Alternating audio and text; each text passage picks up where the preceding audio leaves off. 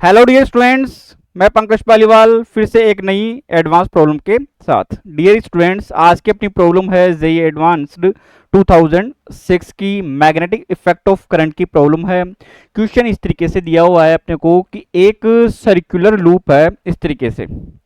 इस circular loop को इसकी डायमीटर के अलोंग बेंट कर दिया गया है इस तरीके से। तो इसके दो पोर्शन मांगेंगे, एक पोर्शन को नाम दे दिया गया के एन एम और दूसरे को दे दिया के एल एम।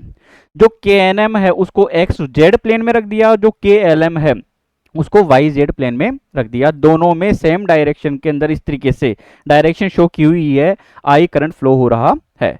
अब ये बोलता है कि अब सेंटर के ऊपर, ओरिजिन के ऊपर एक चार्ज प्लस क्यू रख दिया जो माइनस वी नोट आई के वेलोसिटी के साथ में मूव कर रहा है, तो उस पर कितना फोर्स लगेगा, इंस्टेंटेनियस फोर्स कितना लगेगा, ये अपने को फाइंड करना है।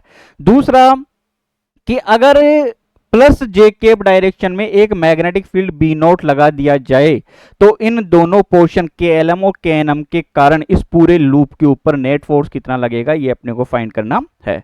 तो देखिए, सबसे पहले तो अपन आते हैं यहां से फर्स्ट सिचुएशन के ऊपर। ये जो वायर है के एल एम वो कहां पे रखा हुआ है, के L M Y Z plane के अंदर। तो ये जेड हो गया, तो ये कुछ इस तरीके से होगा, इस तरीके से। इसको अपन एक सिंपल वायर की तरह मान लेते हैं, एक स्ट्रेट वायर की तरह।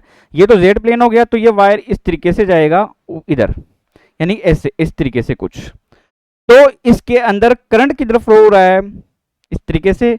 फिंगर्स को मैं इधर लेके जाता हूं, तो अब घुमाता हूं, किधर जा रही है, प्लस माइनस आई के डायरेक्शन के अंदर।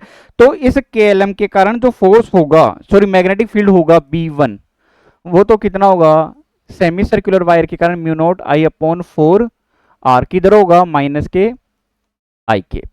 अब निकालते हैं अपन B2। तो यहां से अपन देख सकते हैं ये किधर है, एक्स जेड प्लेन के अंदर, तो ये इस तरीके से है।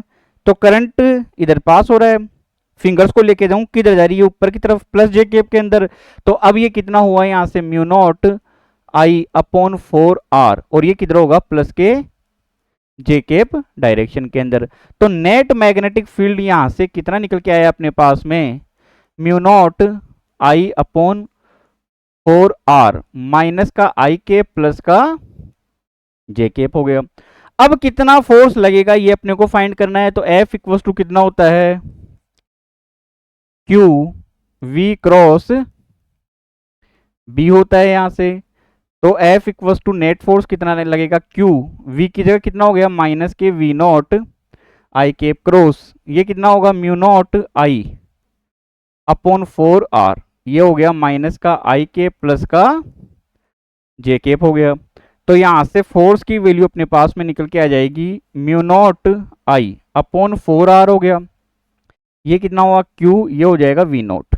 ये माइनस को मैं बाहर लगा देता हूं यहाँ पे। अब ये अंदर यहाँ पे बचेगा आई क्रॉस माइनस के आई केप प्लस जे केप। तो आई क्रॉस आई जीरो हो जाएगा, आई क्रॉस जे के केप हो जाएगा। तो ये तो अपने पास में नेट फोर्स निकल के आ गया।